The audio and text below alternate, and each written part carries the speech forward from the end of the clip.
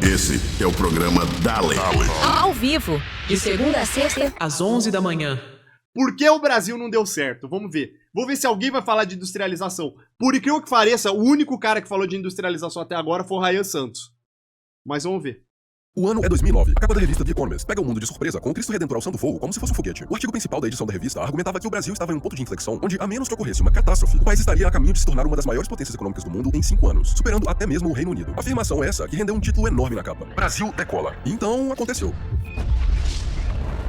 Decolamos, mas caímos de bunda. Vai perder, vai ganhar, vai perder, vai ganhar, vai perder! Só que não. A verdade é que, apesar de a gente sempre ouvir falar sobre o enorme potencial do Brasil, parece que estamos sempre andando em círculos. Nenhum de nós é capaz de sentir essa prosperidade chegando. Na verdade, a cada ano que passa, a sensação é de que está ficando mais difícil sustentar a manutenção de áreas básicas da vida, como moradia, transporte e alimentação. Deixa eu te mostrar uma memória recente. Era junho... Isso é global também. Isso tem mais a ver com queda de taxa de natalidade porque terra é um bem escasso. Então você pode pegar grandes metrópoles da Espanha, Portugal, tudo, moradia tá muito cara. Estados Unidos, moradia tá muito caro. Porque a galera tá saindo das áreas rurais e vindo pras grandes metrópoles, que é onde tem emprego.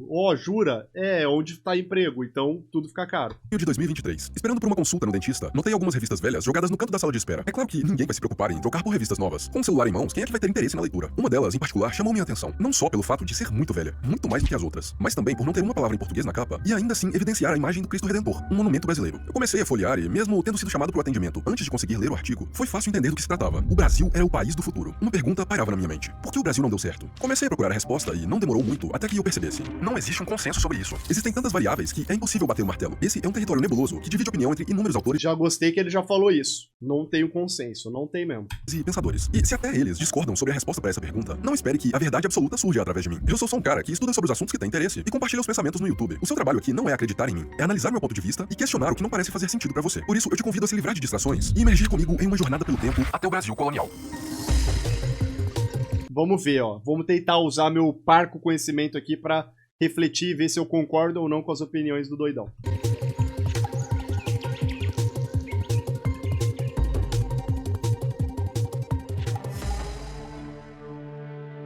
Existe um consenso amplamente aceito de que os problemas que vivenciamos hoje surgiram na origem da história brasileira. Já começou tudo errado com a exploração dos índios. Como é que isso aqui poderia ter dado certo? Quantas vezes... Discordo veementemente. Começou tudo errado? Começou, mas tem um monte de país que começou igual ou pior que a gente e conseguiu sair da lama. Você já ouviu uma frase parecida com essa? Pois é, essa teoria surge da crença de que os Estados Unidos deram certo porque foram colonizados por protestantes anglo-saxônicos, enquanto o Brasil deu errado por ter sido explorado pelos ibéricos. As colônias ibéricas seriam colônias de exploração cujo objetivo das navegações era um só: enriquecer e voltar para a Europa, deixando para trás um rastro de destruição. E do outro... Uma das maiores mentiras, porque a corte portuguesa veio para cá quando teve a Revolução dos Cravos lá em Portugal, ou seja, a gente deixou de ser uma colônia de exploração para ser a base da monarquia portuguesa.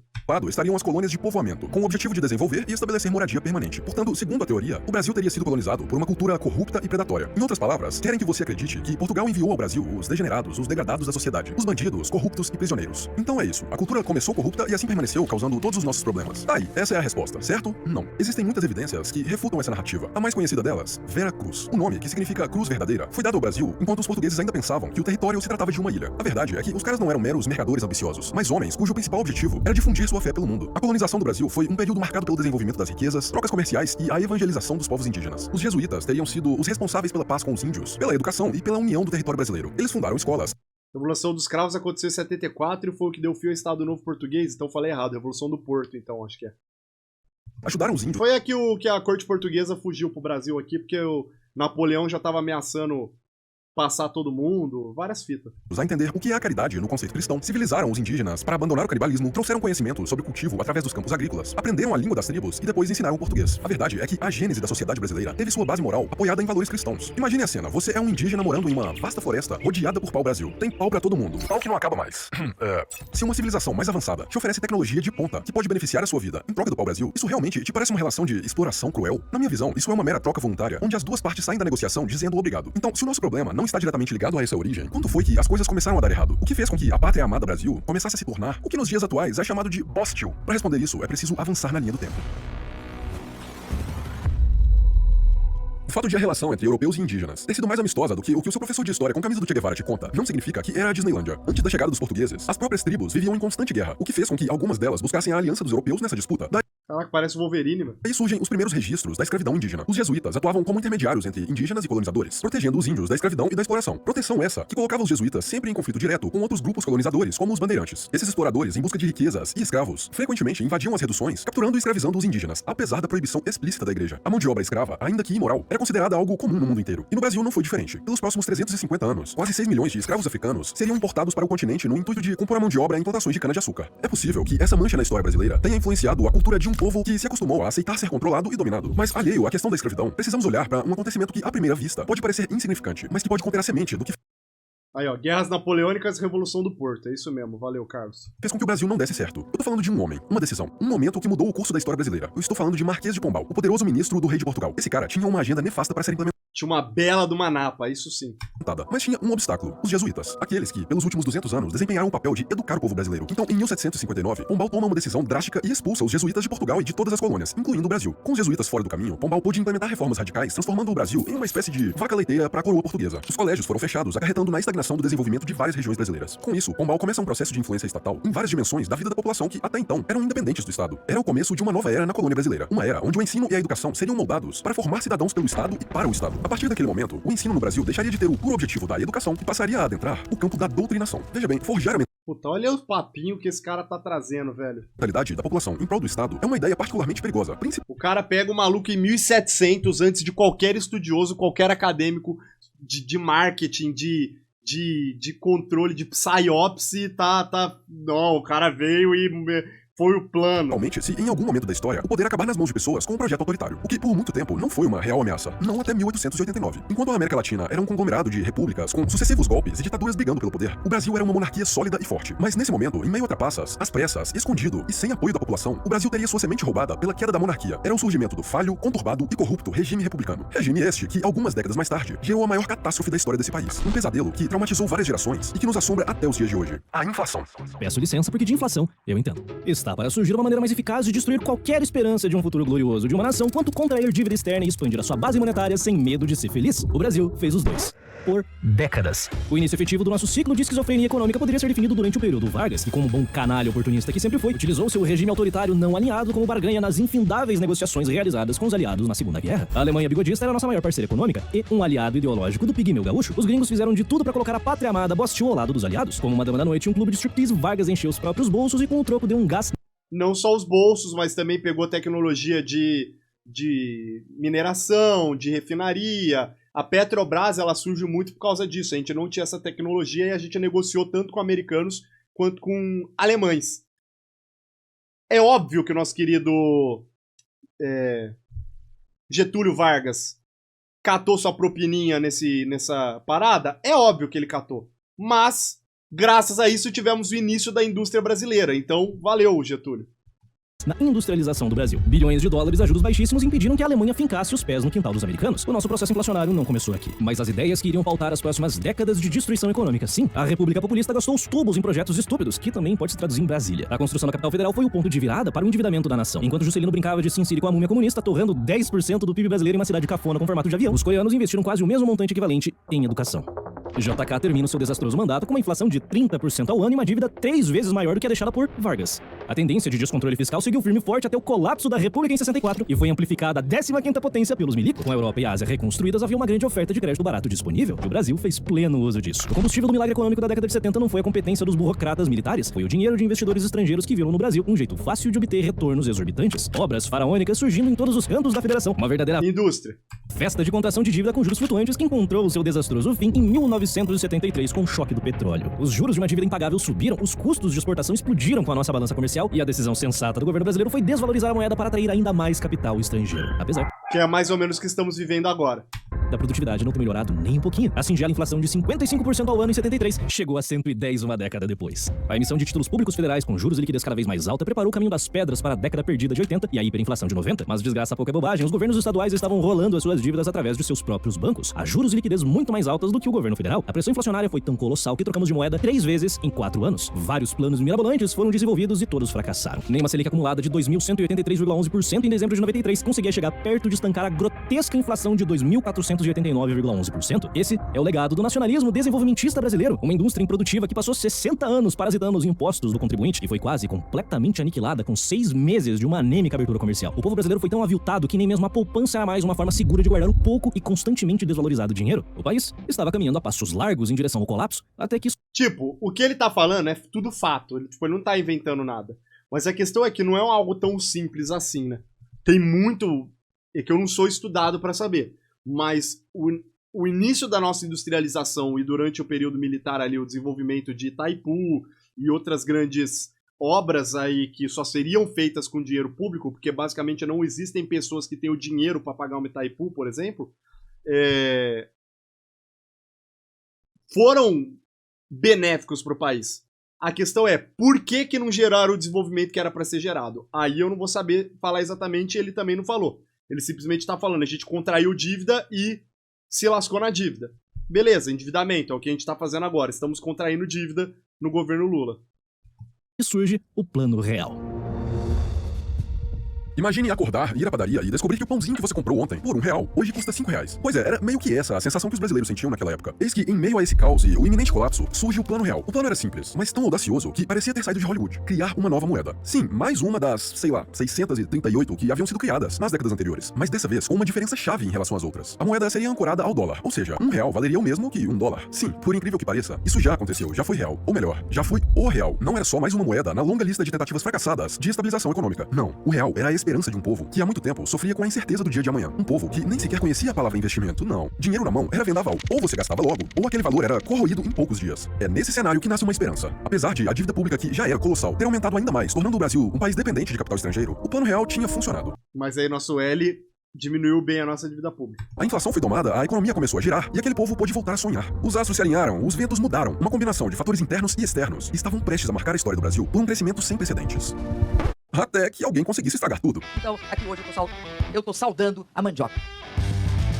Se tem uma constante neste país, é que nada que é bom dura para sempre. O Plano Real, o projeto que fundou a República Brasileira, estava sendo destruído por aqueles que não queriam nem que ele existisse para começo de conversa. Todos os sinais do colapso iminente estavam ali, não no governo Dilma, mas sim no segundo mandato Lula. Se entre os anos de 2003 a 2006, um Dream Team da economia nacional estava trabalhando arduamente no Ministério da Fazenda para manter a estabilidade do país, executando uma miríade de políticas ortodoxas e até mesmo liberais, toda essa sensatez, confiabilidade e previsibilidade foi jogada no lixo depois que o painho venceu a reeleição com 60% das intenções de votos. As bases estabelecidas pelo Plano Real, as reformas executadas nos 2 mandatos de Fernando Henrique Cardoso e o boom das commodities foram plenamente utilizadas, não para desenvolver um novo modelo Mas para o nosso querido mensalinho econômico no Brasil, mas sim para rodar programinha social e encher os bolsos dos companheiros. O tripé macro... Programinha social é bom, porra.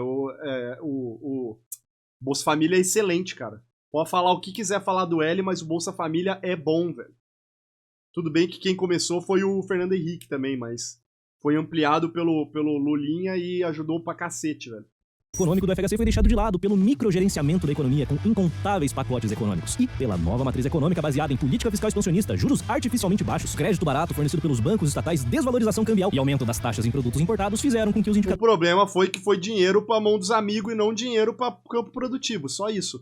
econômicos do Brasil atingissem altas históricas que não eram vistas desde o milagre econômico da década de 70. O Brasil, durante os governos Lula e Dilma, voltou 40 anos no passado, só que de uma forma levemente alterada, com os cofres do Tesouro Nacional estufados depois de vender soja e minério de ferro a preço de ouro e o dólar desvalorizado. O nacional desenvolvimentismo teve o seu retorno triunfante com o PAC e os campeões nacionais. Esse foi o projetinho do PT para tentar Aí, ó. PAC, brincadeira, isso aí foi a merda. copiar o modelo sul-coreano de protecionismo econômico, financiando com dinheiro público as maiores empresas do país para que se tornem ainda maiores e atuem no estrangeiro, trazendo mais riqueza ao Bastil. A questão é que nossos gestores são péssimos, a mão de obra é desqualificada e a produtividade da indústria brasileira é baixíssima. E estamos lidando com políticos e empresários latinos. O grosso do dinheiro que deveria ser utilizado em infraestrutura e maquinário acabou em algum galpão na Suíça. As impressoras... Esse é o problema. Não é o problema de capacitação, nós temos provavelmente excelentes, principalmente para construção civil, excelentes profissionais. Quase todos os gestores, CEO, tudo brasileiros gerem qualquer empresa gringa, talvez a gente só perca pros indianos. E o foda é que quem ganha aqui é o amigo do rei. Quem ganha aqui é a JBS. É irmãos Wesley Batista e caramba. Eles não precisam ser bons, eles precisam ser amigo do L. Que estavam pegando poeira desde 94 foram plenamente lubrificadas, pois a partir de 2007 elas iriam rodar 24/7 para financiar os infindáveis empréstimos bilionários tomados pelas empresas amigas do rei. O sistema era o seguinte: o Banco Central estava financiando o Tesouro Nacional, que por sua vez financia o BNDES, que emite crédito abaixo da Selic para os campeões nacionais. Ou seja, o governo brasileiro estava literalmente imprimindo dinheiro para pagar as obras da Copa e o Porto de Mariel. Em pouquíssimo tempo, 25% da dívida pública brasileira era composta por operações compromissadas do Bacen, que são títulos públicos com a data para a recompra de 1 a 180 dias. Esse sistema vigorou por quase uma década. A dívida pública e a inflação foram pro teto e a possibilidade de estancar o financiamento público das maiores empresas privadas do país simplesmente não existia. Se o dinheiro do BNDES parasse de entrar, essas corporações iriam quebrar. E com isso, toda uma cadeia produtiva artificial seria desfeita, fazendo com que milhões de brasileiros se tornassem desempregados. E foi exatamente isso que aconteceu. A conta de quase uma década de massiva intervenção estatal na economia chegou. Não são só 20 centavos. Vestindo as cores verde e amarelo, os manifestantes protestaram contra a corrupção. E olha que legal, hoje no governo a gente tá igual Dilma 2, a gente tá nesse ponto no governo. E não tem ninguém falando nada. Contra o governo Dilma Rousseff e o ex-presidente Lula.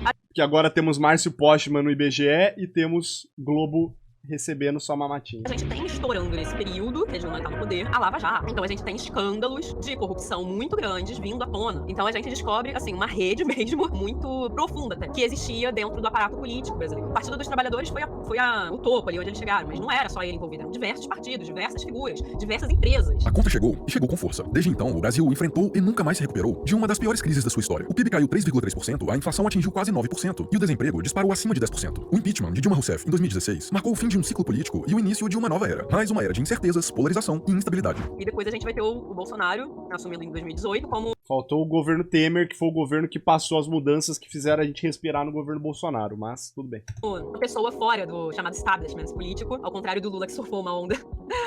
Sim, Bolsonaro, 27 anos como deputado fora do establishment político, sim. Muito favorável, o Bolsonaro surfou duas ondas muito desfavoráveis. O Brasil, ele tava num bom passo para fazer retomadas econômicas importantes. E isso foi muito interrompido por conta da crise que a gente vive em 2020, sim. Em 2020, a crise sanitária atingiu o Brasil, exacerbando ainda mais os problemas econômicos do país. O PIB, mais uma vez, tem uma queda de 4,1% naquele ano. No ano seguinte, o Brasil começou a se recuperar lentamente da crise econômica, e quando parecia que as coisas iam melhorar... O estourar, então, da guerra na Ucrânia. E o Brasil, assim como muitos outros países, dependia, por exemplo, de fertilizantes da Rússia. Tudo passa a virar meio que uma bola de neve aqui pro Brasil, que imprime muito dinheiro em 2020, como outros países também, por isso também eles estão sofrendo com essa inflação. A inflação não vem da guerra da Ucrânia, a inflação ela vem de 2020, porque os governos imprimem muito dinheiro. A inflação continuou a subir, atingindo 10% em 2021, o maior nível em mais de uma década. E mais uma vez... O Brasil parece que vai, aí ele para. E a gente começa a abrir um precedente muito sério no Brasil, que aí a gente pode falar que a gente tá tendo uma crise democrática ainda mais profunda, Rodrigo. A gente começa a ver que um desses poderes, que é o judiciário, começa a se colocar de uma forma mais política, porque a gente vê que seria contra a própria teoria da tripartição. Eu decidi não me aprofundar nessa parte da história e você provavelmente... Peidou pro Xandão. Sabe muito bem o motivo. Esse silêncio ensurdece, denuncia e escancara o problema que estamos vivenciando nessa página da história brasileira. É nesse tipo de cenário que começamos a nos fazer uma pergunta que tem atormentado filósofos e pensadores por séculos. Por que os piores chegam ao poder? Porque é assim que funciona o governo político. O que você estaria disposto a fazer para conquistar o poder? Até onde você iria? Passaria por cima dos seus valores para conseguir? Que tal uma pequena trapaça? Não. Não, mas esses caras fariam isso, por isso que eles estão lá.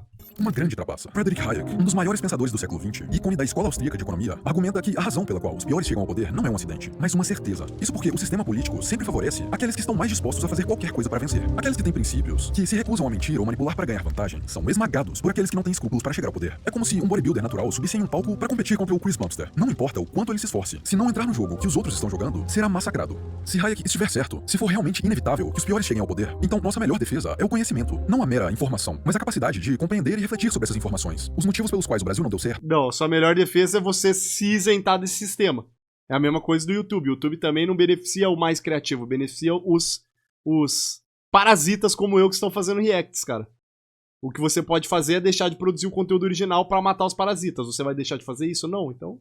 Estão longe de ser simplesmente culturais, mas a solução para esses problemas talvez seja: não existe autoritarismo em um país composto por uma maioria de indivíduos inteligentes capazes de questionar o que lhes é imposto e de pensar por si mesmos. A alienação, castração e doutrinação do povo brasileiro talvez tenha tido seu início com o expurgo dos jesuítas. Já faz muito tempo que estamos sendo preparados para a obediência. Por mais que o discurso amplamente aceito seja de que isso se resolve na escola, eu penso o contrário. Na minha visão, a escolarização não resolveria absolutamente nada, já que quem educa está meramente reproduzindo a doutrinação que recebeu no passado. A única forma de criar um futuro promissor é através de jovens adultos que, por interesse próprio, decidem trilhar uma vida em busca da verdade, tornando-se pessoas mais inteligentes e com uma fome insaciável. Ai, que dó, velho. Que dó, mano. Ai, que dó, velho. Eu aposto que o cara que fez esse vídeo tem 24 anos, 25 anos, por aí. De compreender a realidade. Os adultos controlam o mundo, e é observando eles que as gerações futuras criarão sua realidade. Estamos em um momento crítico da história, e por mais que o mundo esteja dando sinais de colapso, enquanto há vida, há esperança. Esse foi provavelmente o vídeo mais importante que eu fiz até hoje, porque durante a pesquisa dele, percebi uma verdade. Se quisermos mudar alguma coisa nesse país, ou melhor, nesse mundo, precisamos de mais pessoas se tornando inteligentes, buscando a verdade e entendendo melhor sobre como as coisas funcionam. A melhor coisa que você pode fazer pelo seu país é ficar mais inteligente o quanto antes. Só assim você terá a capacidade de ampliar a visão daqueles que estão ao seu redor. Ele vai me vender o curso, ele tá falando muito de inteligente, ele vai me vender um curso. Afinal, um fósforo aceso em meio à escuridão é capaz de espalhar luz para milhares de outros fósforos. É assim que criamos uma sociedade menos dócil, mais sensata e, o mais importante, verdadeiramente livre. Nos meus 31 anos de vida, nada nesse mundo aumentou. Você tem 31 anos, irmão, e isso que você chegou de conclusão, cara? Pelo amor de Deus, velho. Tá faltando você ter um filho, uma família, velho. Precisa de preocupação de verdade. Tanto a minha inteligência e tão rápido quanto a profissão de criador de conteúdo. Esse trabalho me obriga a ficar mais inteligente e entender melhor o mundo, ao mesmo tempo em que ajuda outras pessoas a ampliar a visão de mundo delas, e ainda sou muito bem remunerado por isso. Então eu criei uma aula pra te mostrar como... Vendendo curso, vagabundo! Não vou cair no seu curso, não. Esse é fraco, hein? Nossa, esse vídeo é fraquíssimo, cara. Um dos vídeos mais conteúdo genérico que eu já vi na vida. Afinal, tinha Renato Impera aí. Renato Impera é um dos caras mais genéricos. Estudante base de universidade pública brasileira. O cara tem o QI de 85 e acha que é um QI 100. Mas tá ali do lado do QI 83. Faz parte, tamo junto. Vidico, esse vídeo foi ruim. Esse é o programa Dale. Ao vivo, de segunda a sexta, às 11 da manhã.